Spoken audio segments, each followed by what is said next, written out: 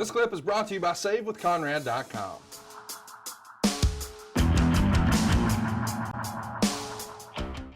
Tyler Hunt wants to know, was there legit heat between Scott Steiner and Ric Flair? I think we know the answer is yes. The question is, what was the heat, Arn? Do you know? I've heard different stories, rumors that sure there was definite heat there, but I think, Rick had a match with Scotty on a big show, Clash of Champions maybe, Yeah, that sounds right.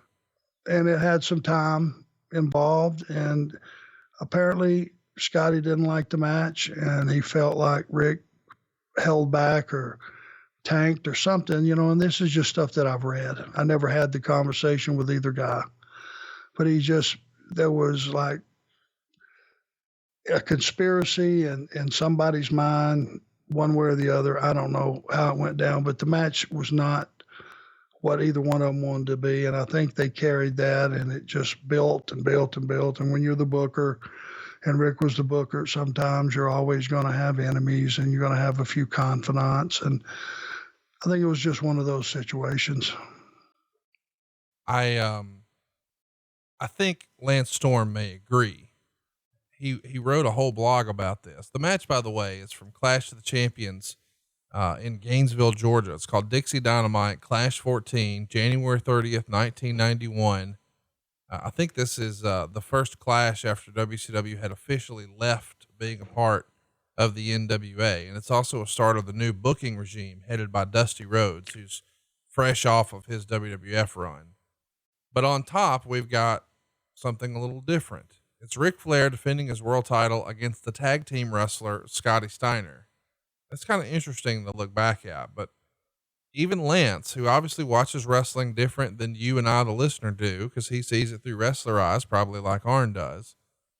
Lance would write, whenever the match would feel like it's starting to pick up for Scotty, Rick would cut him off.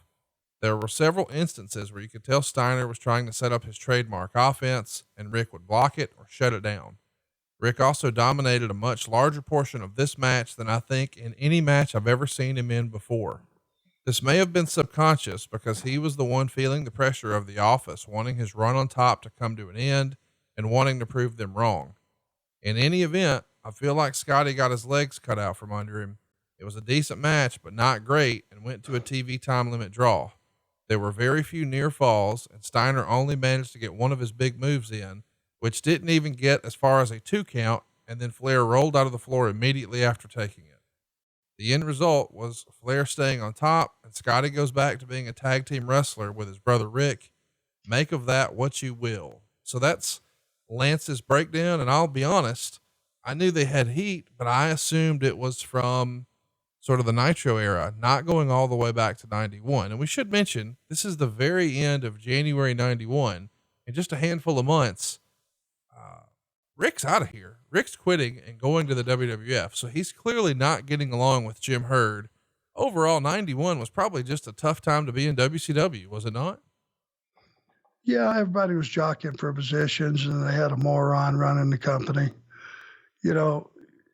Jim Herd did a lot of bad things, and it was just because he had no knowledge of what we do. He had no more business being in that seat as you taking me out to an Air Force base and put me in the driver's seat of an F-16 and say, okay, have at it. I'm no more qualified to do that than he is to run a wrestling company. And there was probably a lot of things that got, screwed up. And I'm sure because I know Herd liked the Steiners a lot. He liked Luger and Sting a lot. He liked that look, and who wouldn't? Look at those guys, for God's sakes. And I'm sure after the fact, Jim Herd probably stirred it up with Scotty, because he was pro Scotty and trying to get rid of Flair and all that. Who knows what went on behind the scenes to make this bigger than what it was. It just didn't work out to be as good as it could. I know that. And,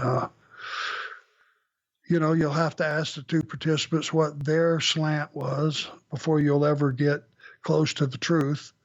We just get rumor and innuendo. And you know how that is in the wrestling locker room. Every time it gets told, it gets bigger and flames up more. Yeah, it's the old telephone, telegram, telewrestler. Hey, it's Conrad Thompson. Thanks for checking out the podcast here on YouTube. Be sure to hit the subscribe button and the notifications bell so you get a notice anytime we upload some new content. And go save yourself some money right now. If you're in a 30-year loan or you have credit card debt, it's not a matter of if I can save you money. It's a matter of how much. Find out right now for free at SaveWithConrad.com.